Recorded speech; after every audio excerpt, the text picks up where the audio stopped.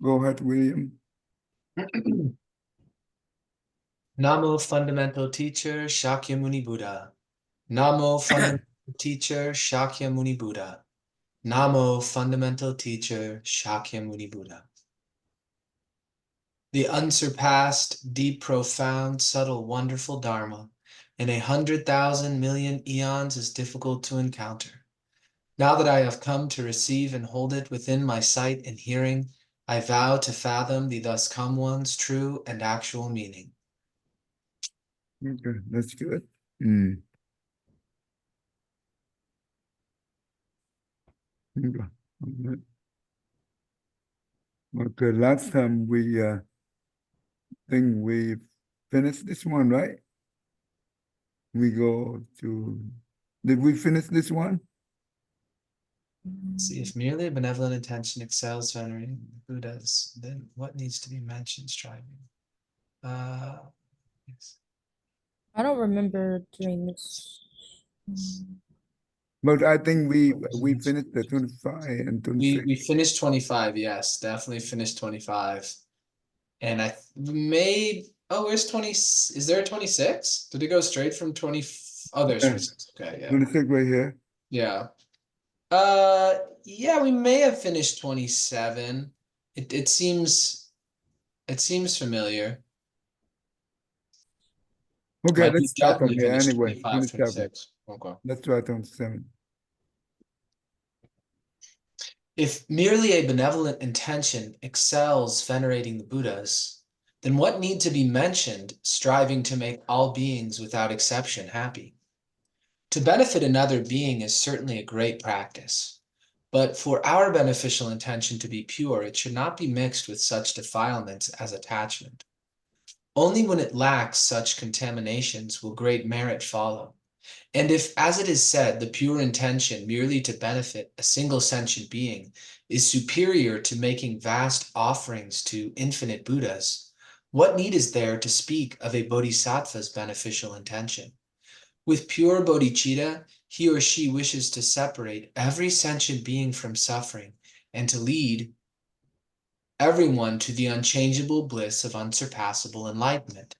To understand the scope of a bodhisattva's activity and to realize how powerful are the results of his or her motivation, consider the following.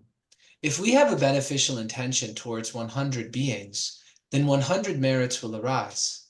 Similarly, if our beneficial intention is directed towards 1,000 beings, then 1,000 merits will arise.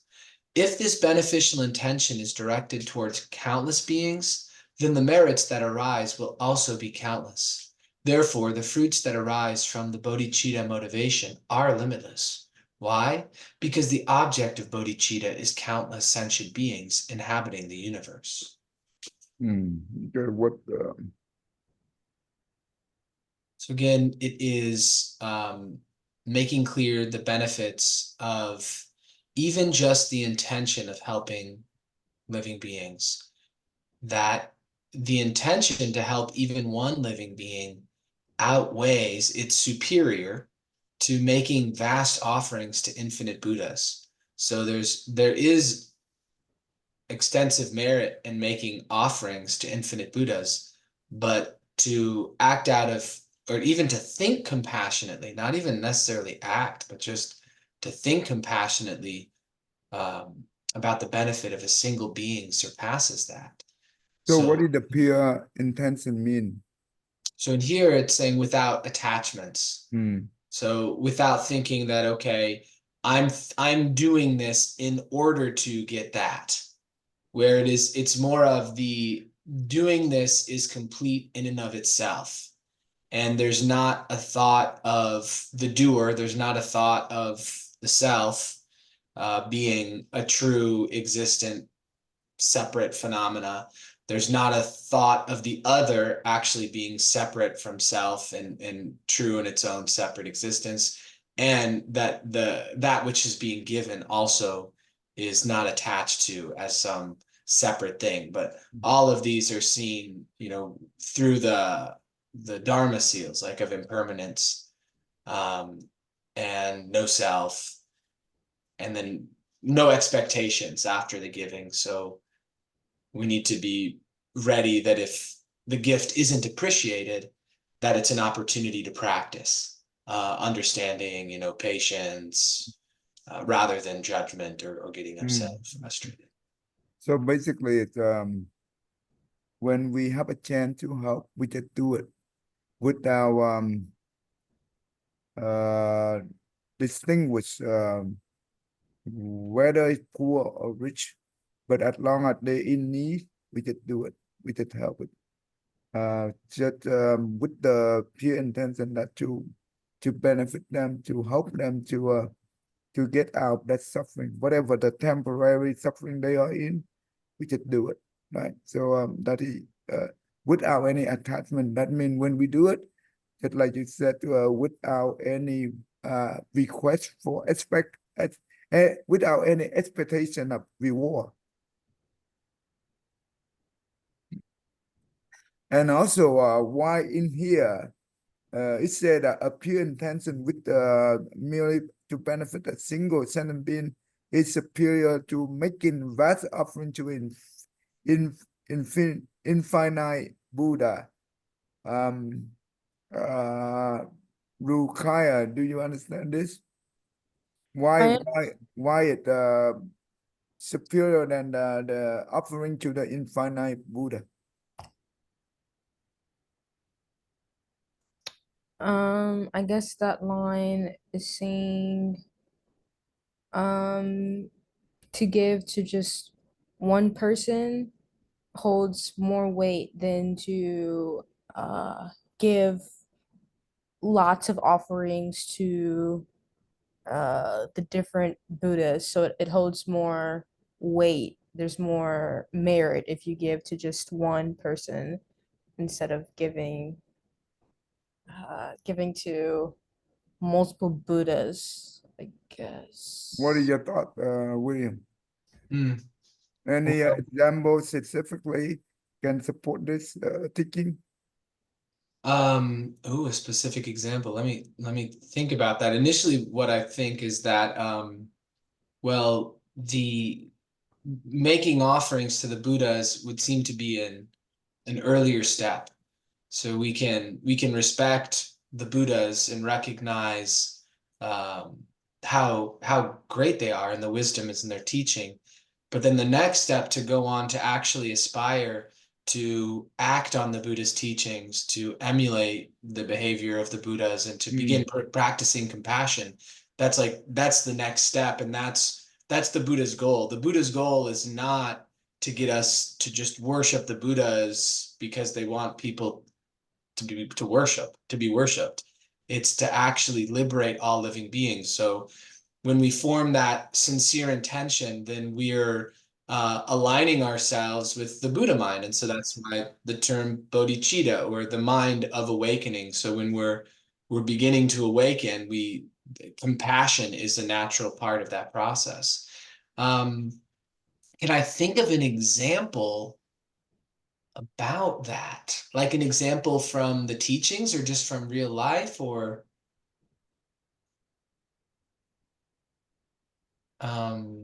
well, because you could, the Buddhas, they don't really need anything either.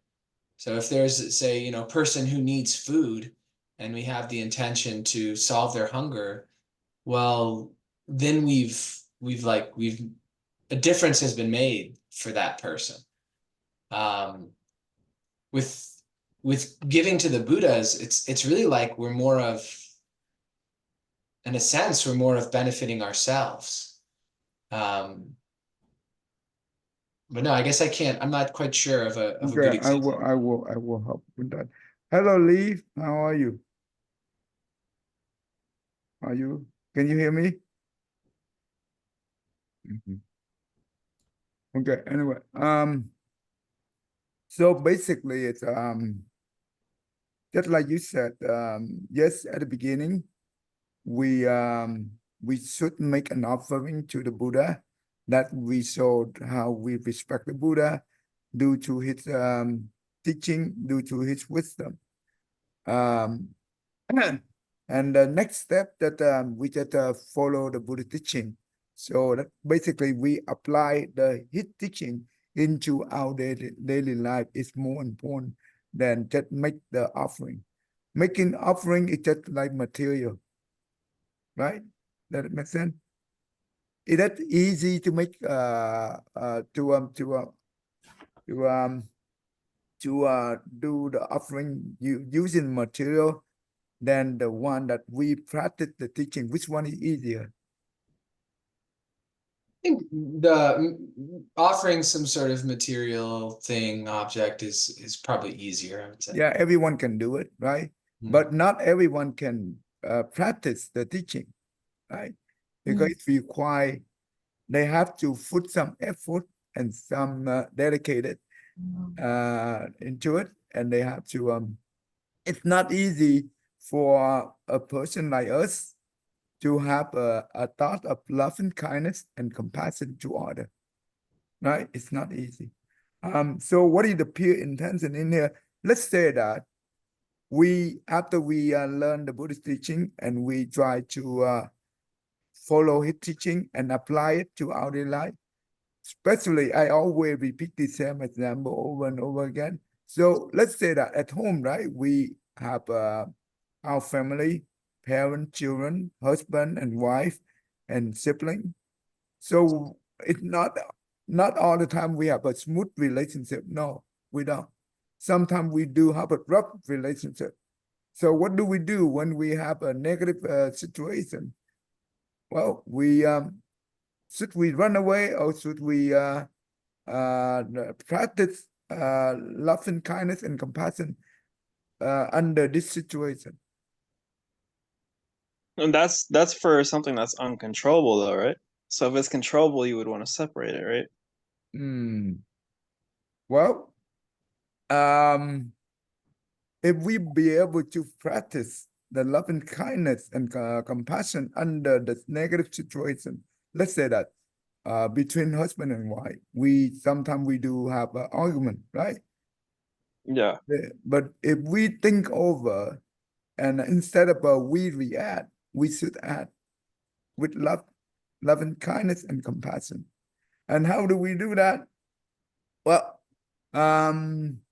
with patience, in order to have to be able to be patient, we need to have the very good contemplation of the Buddha teaching, especially in terms of love and kindness and compassion. So would we reflect on situations that the Buddha would have been put in a similar situation? And would you have thought that, okay, this is what he did in this situation, how do I apply that to my current situation? Yeah, that's right. Okay. So later on, I will show you one movie that is one of one of the former Bodhisattva life in the past, how he practiced that, and also you will see it. But before we come to that point, so we in Buddhism we believe that we are reincarnated how many times? Countless times. Countless lifetime in the past, and each lifetime we have both parents, we have sibling, we have family, right? And within that, we also sometimes, let's talking about the parent, right? Do we always be good children to our parent in the past? Do we? No, not Probably not. yet. We look at the current life. Are we doing good? Are we diligently fulfill the duty for children to your parent? No, not quite yet, right?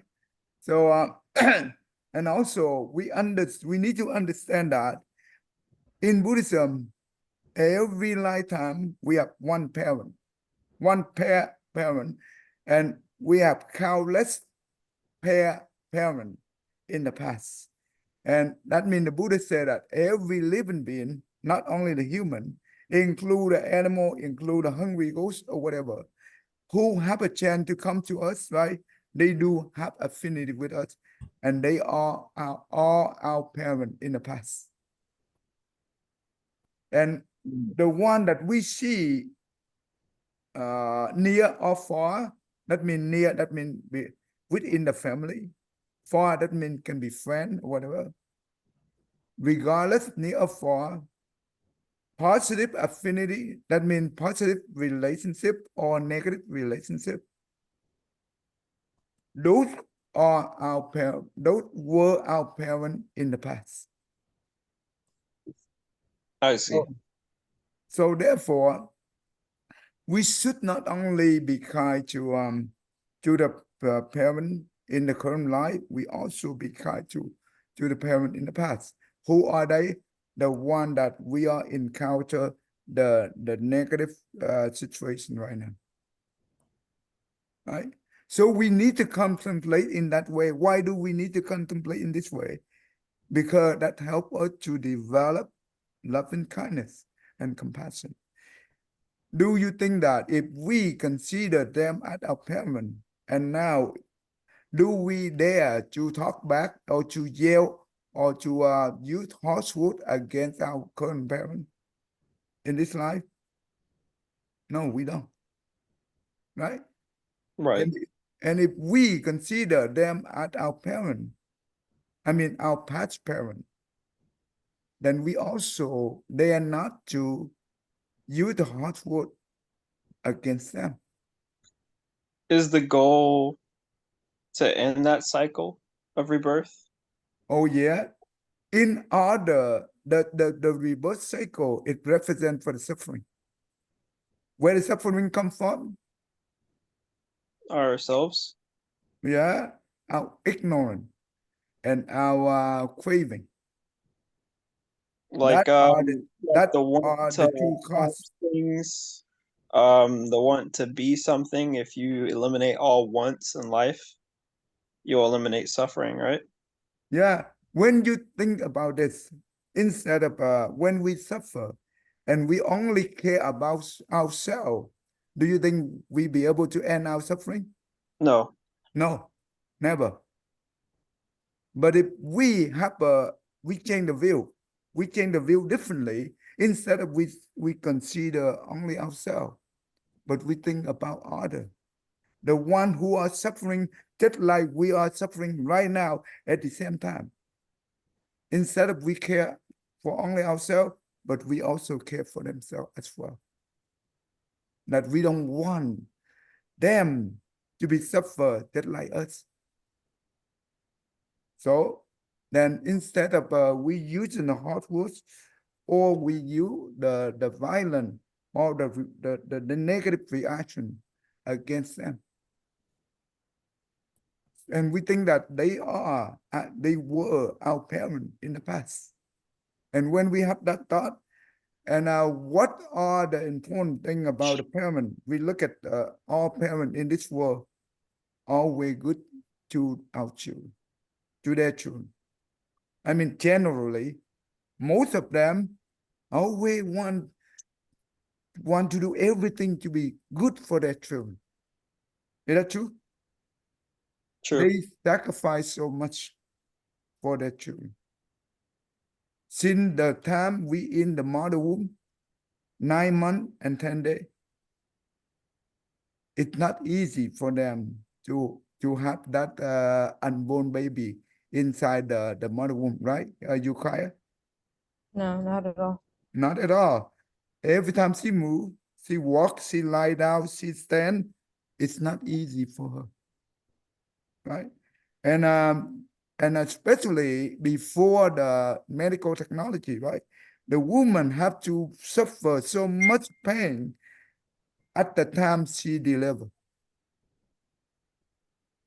How much pain they have to undergo? The Buddha said that just like 1,000 knives tearing the mom body, just like the pig being slaughtered, just like the pig being slaughtered. Okay, so Right. all the blood run out from the mom body. all over the world. But sometimes she willing to die to save the baby, to be born, to be delivered successfully. This is the great compassion of the mom. And even though when we come out, right, can we be able to take care of ourselves? No. We have to rely on the mom milk for 3 years. In the past, they don't have the artificial milk, right? So the mom milk is the most important. And for 3 years, and how much? It's the Buddha said that 1,200 gallon of milk. And milk represents for the mom blood, the mom nutrition. It's not easy. All the work the mom put in, and since that day, both parents take a good care of us, raise us, educate us, and want us to be number one in the world. Even sometimes they sacrifice their own. You know what? In Asian culture, the parent always want their children to have a good education. Even though they are poor, they are lack of education, they have no education, but they still want their children to be the best. And sometimes they are very poor to pay for the tuition. They work so many hours, even more than one job, to save money to make sure that their children to have the good education. All this sacrifice comes from the parent. So that's why when we think about all the people who suffer us, right, we recognize them as our parent in the past, especially the mom, because the mom represents for compassion. The father represents for the loving kindness. That makes sense? Yes, sir. So therefore, then we just change the view, change the way we look, we see. Then you know what? When we contemplate like this, our anger toward that person, it will greatly reduce.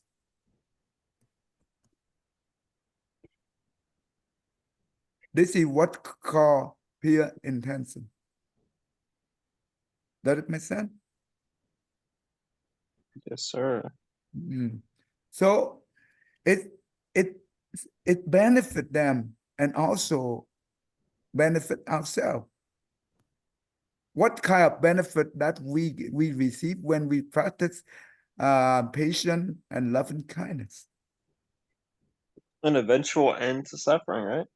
Yeah. At that moment, do you think that you be able to have any anger arise within us? No. No. Then right there, the suffering at that moment is gone. Only by the way that we change our view, the way we view differently. We don't go by the reaction, but we go by the contemplation. This is important. Like it worked for you, right, Lee? Yeah. Yeah. Yeah, it did. Yeah, try not to get a little too upset. So just have to step away sometimes. Yeah. But it's worked for you. At the same time though, like sometimes openly communicating with people is the best way to communicate rather than not saying anything. And we know how to let go and how to forgive them. You know what? Other people will look at us differently. They will have more confidence in us. They will have more trust in us. This is and this one right here, when you be able to do that, they help us to become mature. Mature not through the physical, but mature from the mindset. Sometimes people 60 years old, but they are not yet mature. Do you know why? They've never matured their mind. Yeah, because they do not mature their mind, because they are always react. Yeah. The one who are old but do not know how to look within their mind, they will react. Yes, even though they are more than 60 years old, but they still not mature. Because they acted like the kid. Mm-hmm. So that's why it's important. So when we be able to be patient and practice love and kindness, that means have no love and kindness. It means bring happiness to other by mean no ill thought, ill will against this person. That's what love and kindness mean. Gotcha. You see, that's why a single a pure intention merely benefit a single sentient being is superior to the vast offering to the infinite Buddha. Even though the people, let's say that Bill Gates, right? He have $1 billion, $100 billion, and he go out and he help so many people in the world, provide all kind of need for them through the material. All his good deed, non-comparable to the one who practiced virtue by practicing the patience, love, and kindness. Why it's not comparable? Rukwaya, do you know why? Why it's not comparable? Let's say that Bill Gates, he used all his $100 billion to provide the help to the needed one in the world. All his good deed is uncomparable to the virtue that this person who practiced patience and love and kindness to the one that harmed him.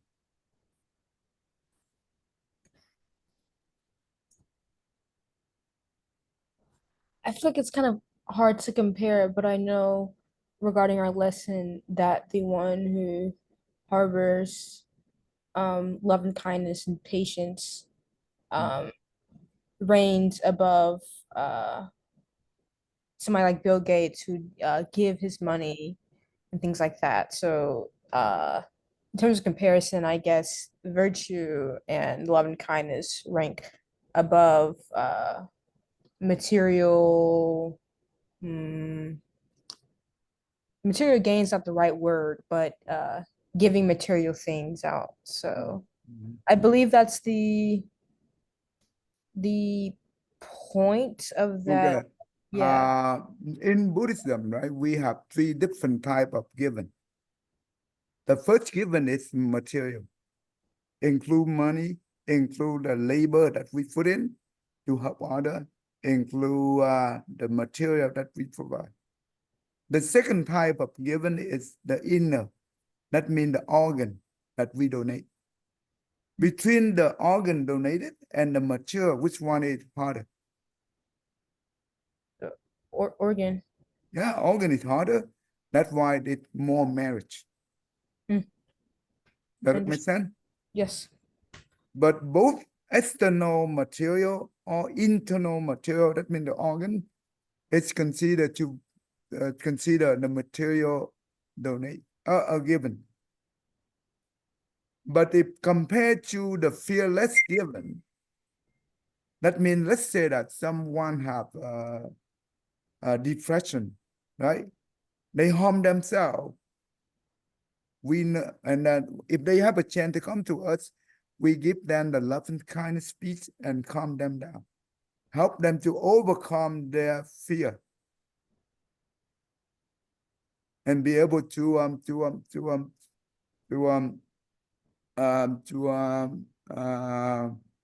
come back to at normal, right? To be able to have a good life. That means no more fear. This is called the fearless giving. Compare the material given, even the inner, the organ given, compared to the fearless given, which one is harder? Organ. Huh? Organ. Are you sure? I'm not You so know, sure anymore. the fearless given, Oh. Okay. that means give them no fear. Okay. That means give them no suffering. The organ, yes, you can be able to donate it and you can help only 1 or 2 person. That's good. Think about if a children live with a parent who have depression, and the children who live with the parent have no depression, the chance that the person who live with the parent have depression, it's the chance they get depressed, it's 3 times or 6 times more than the one who live without with parent without depression. That makes Understood. sense? It have a I guess it impact more peace Yeah. of mind. When we live with the parent that they are depressed, we will depress easily. Don't you think? Yes, sir. And also, when we grow up, we get married, we have children, we also bring the depression to them as well. That makes sense? Yes, sir. But if we be able to help the person who depressed and get them out of the depression and be able to, they can be able and help them the way how to cope with their depression. And that means every time they have any kind of negative thought, help them to reframe their own thought into positive. Eventually, they don't need medication. They don't need doctor. They are the doctor by themselves. That means they are no longer depression. When we help one person who depressed, we not only help that person, we help the generation of that person as well. Does it make sense? Yeah, generational trauma, I guess. Yeah. Understood. The children, the grandchildren of this person. So way better than the organ. Way Of better. course, way much better. Yeah. Sometimes we save this person's life. Some point a depression person can commit suicide easily. So therefore, the fearless given, that means the given of no fear. It's more blessing than the given material, both inner and outer. Does it make sense? Yes, sir. The third given is the Dharma given. That's what I'm doing. I mean the Buddha teaching. It's kind of like one of those things where it's a knowledge-based thing, right? Where you're not just keeping the knowledge that you know to yourself, you're giving it to other people. That's right. Not only the knowledge, but the wisdom. At school, we learn from teacher, from book, we gain knowledge, but we do not gain wisdom. That comes with just living, right? But the people who have a lot of knowledge, we call them intelligent. But you think that all the intelligent people are good? No, No. Why not at was all. that? Because being intelligent is, in layman's terms, being book smart. Without any without any real life experience, you're no smarter than the guy who never went. You're no smarter than the guy who's never held down a job. You're no smarter than the person who's never been on their own, because those are people skills. Being able to experience what people have and like what the world is offering is something that you can only understand and learn from just living. Okay. So the people who have more knowledge, it's only if they don't have morality, they are very harmful to the society, Mm. not benefit to society. Why? Because greedy, arrogant. The people who are greedy and arrogant, they only care about themselves. They care less about others. And they do not understand themselves. Yes, they are very good to know others, but they do not know themselves. That means, what does that mean? It means that when someone trigger their anger, can they be able to see their own anger before it trigger, before it bursted? Not at all. No. That's what intelligence look like. But the wisdom people, they know themselves instead of know other. Once you know yourself, you will know other. Know outside, what is that? We be able to see our own mind, our emotion arise. And we be able to stop before it happens. This is called wisdom. We don't let the greed and the arrogance of ourselves to control us.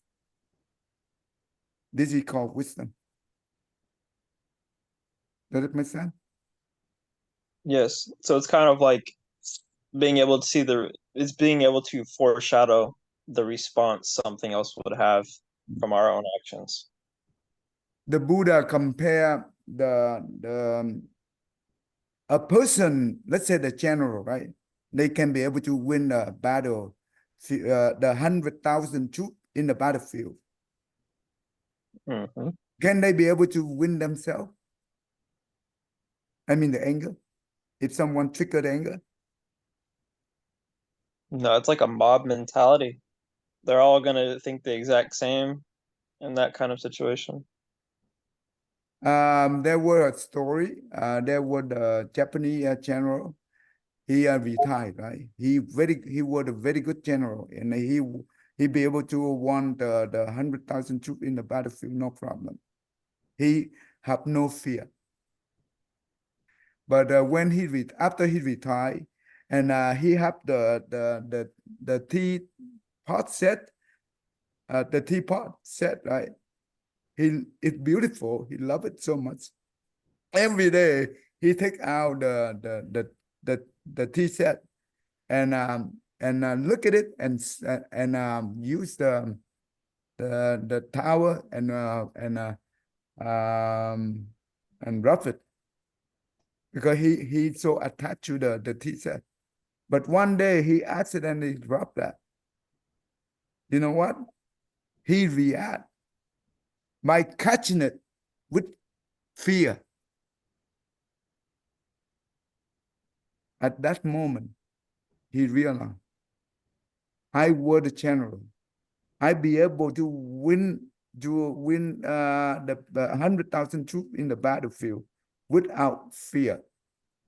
Now I'm fear because this T set. At that moment, even though he catch it without dropping it, and he when he catch it and he have that realization, and he roll that tea set cup onto the ground. What does that mean? He be able to win himself. Does it make sense? So do you think if he wasn't as quick to react to catching the teapot and it would have fell? Yeah, it will drop on the floor if we break it. He would And been he okay. will suffer. Right? He will suffer. That's why the Buddha said that the general won the 100,000 truth cannot compare. That is not the actual victory, but the one who win themselves is the true victory. Does it make sense? Yes. This is called wisdom. The general only considered to be intelligent, not wisdom. But if it would not, but even if it would have fell and broken and he would never have gotten mad. That would have been practicing just letting go. That's just why getting, when he catch it, right, and he have yeah. that realization, and he roll that onto the ground, that means he let go of the attachment. That is the real victory of him, not the battlefield. That is the true victory, not the battlefield. Does it make sense to you, Dukaya? Yes. Mm. But I also have a question Yeah. going earlier to we're talking about merit and intention, and how, you know, if your intention is good, then that it can also hold the same weight, I guess, as, you know, giving. But and then also giving with like no giving unconditionally with no Right, conditions. no attachment. Yeah, yeah, no attachment and without expecting things in return. So if we earn merit by giving, and just the simple idea of just intention and thinking about giving, then retrospectively, do you not earn merit if you give on condition, or like I give expecting for me to get good karma back, like, oh, I'm gonna give this because I want good karma, this and that. Do we not get that good merit still? Oh, that's a very good question. Actually, it's a really good question. I understand what you're asking. In Buddhism, right, the law of cause and effect, it's always work. Even though we expect the result or we don't expect the result, the law of cause and effect always work. But if let's say that when we help someone and we expect the good result come back to us, yet we still get blessing. But the blessing is very small. I see. Why it's small? Because our mind, our intention is very narrow. Narrow when we expecting, right? That make the mind become narrow. But when we do things, we do the same task, we do the same thing. Let's say that we help that person, but at this time we don't have any expectation for the reward coming back. We just help it without condition. So how do you cease yourself of expectation? Because like sometimes I'll find myself like, oh, I did this good today. Maybe I'll get something good in return, like from the universe, something like that. And I don't want to think like that, but I'm not sure how to change Oh my no, mind. actually, this is common to the common people like us, because this is the way that we learn in school, right? We've been trained in this life, and that is normal for the common people thinking like that. Nothing wrong with that. But Buddha teaching is just like the opposite. So we have to unwind the thinking that we have, and we have to retrain in the new way of thinking. We have to train ourselves. It not come automatically, but when we train our mind with the contemplation, right? Just like I give you the contemplation of the accept the one that hurt us at our past life parent, and the good thing the parent, the mom, the great compassion of the mom. What are they? And I contemplate on that. That's how I train my mind, and without attachment. The more we contemplate in the way the Buddha teaching, that's how we train our mind to think differently than the way we think in the past. And when we do this, we also do the same giving, right? But this time we don't ask for expectation, but we just do it. We see it. They need. We help. We try to help them. And the blessing we gain is much more than the blessing that we do with the expectation, with the request for reward. because our mind do not frame the narrow. Does that make sense? Yes, sir. When you don't frame the mind in a narrow way, the blessing is also do not narrow by itself. The blessing comes from not the material. Material, much or small, do it not matter. But the mindset, when you do it with the mindset is the most important about.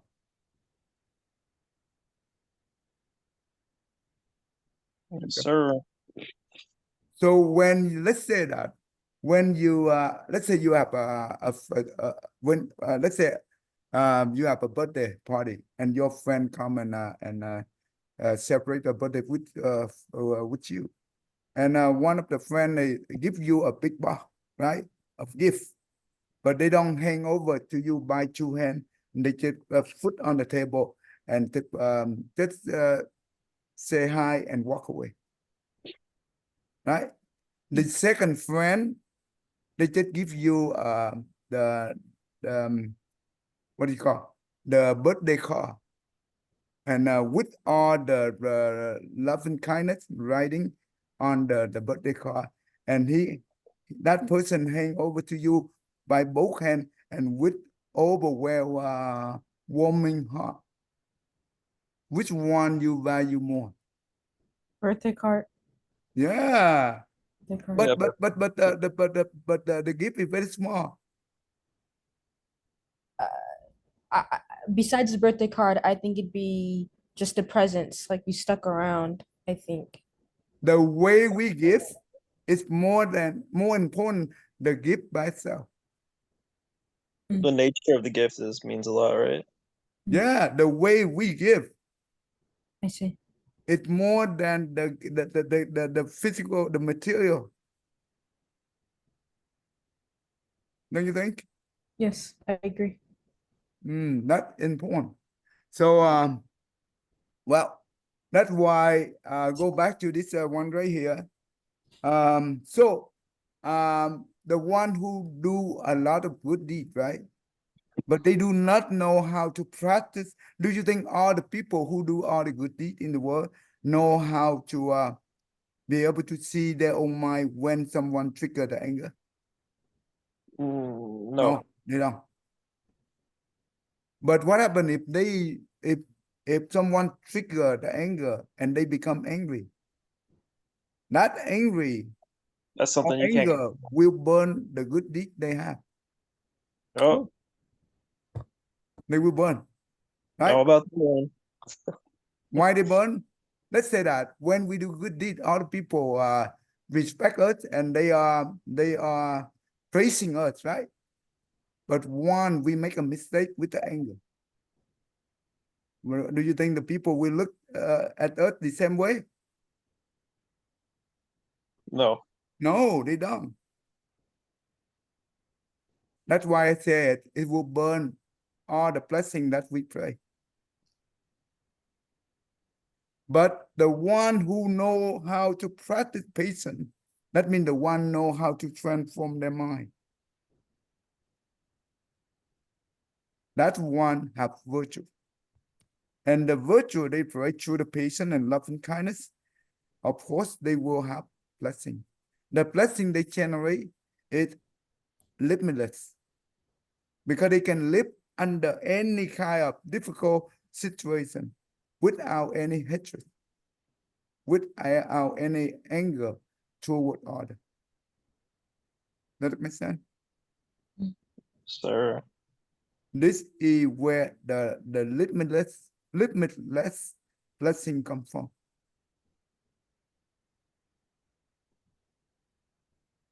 Limitless. Okay. So I'll go back to this one, pure intention. In this case, that means practice love and kindness and compassion. It's more important the material given by self. But it doesn't mean that we, Buddha said that do not do the given. No. Buddha always encouraged us to do good deeds using material that we have. But when we do it with the right mindset, it's much better than the common mindset. Yeah. Yes, sir. Mm. Okay, that's why if we know how to do it in the right way, we got a lot of blessing, and we don't have to be to use a lot of energy, to use a lot of material. It's important, right, William? Right. You have any thought to fill in?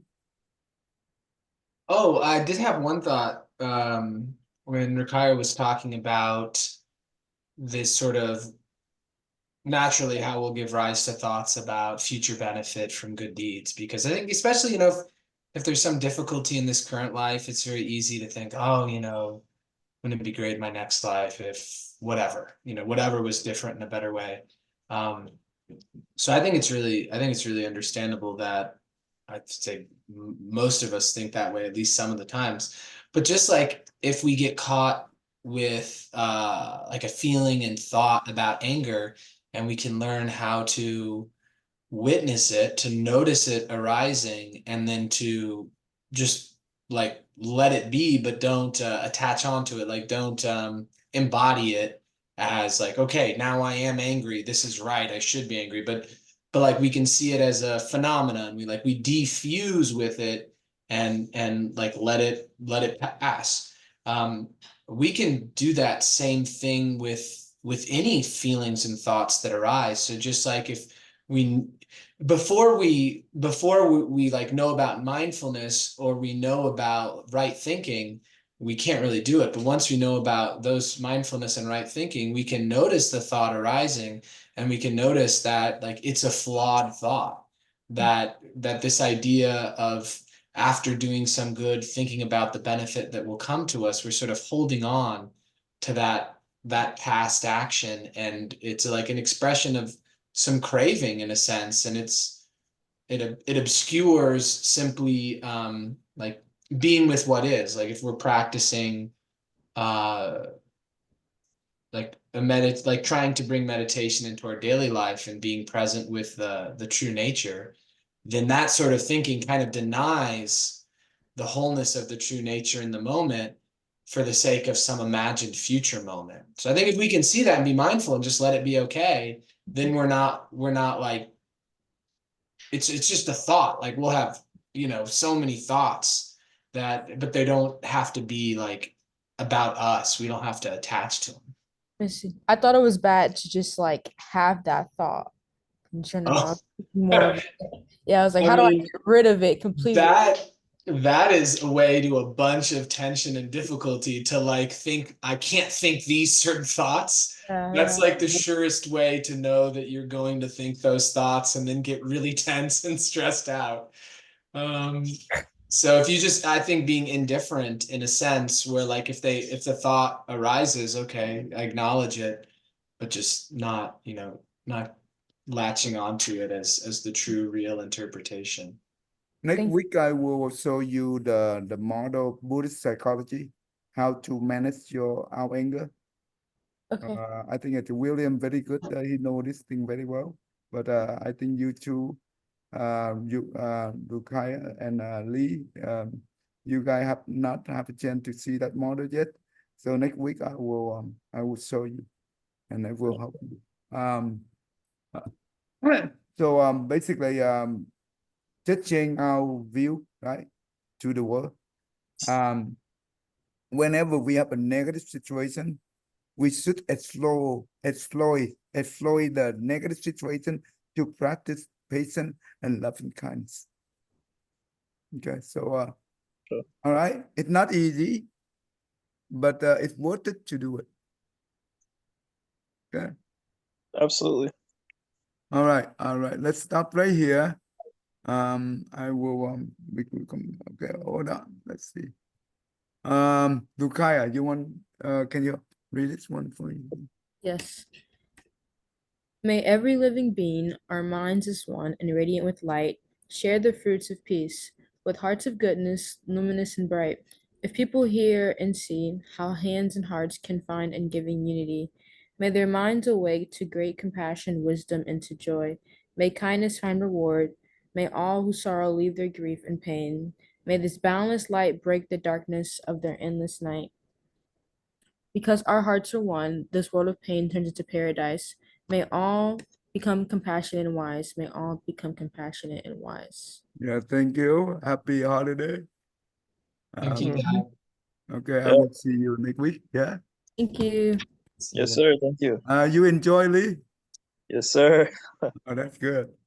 So your work is okay? Everything good? Yeah, everything's really good.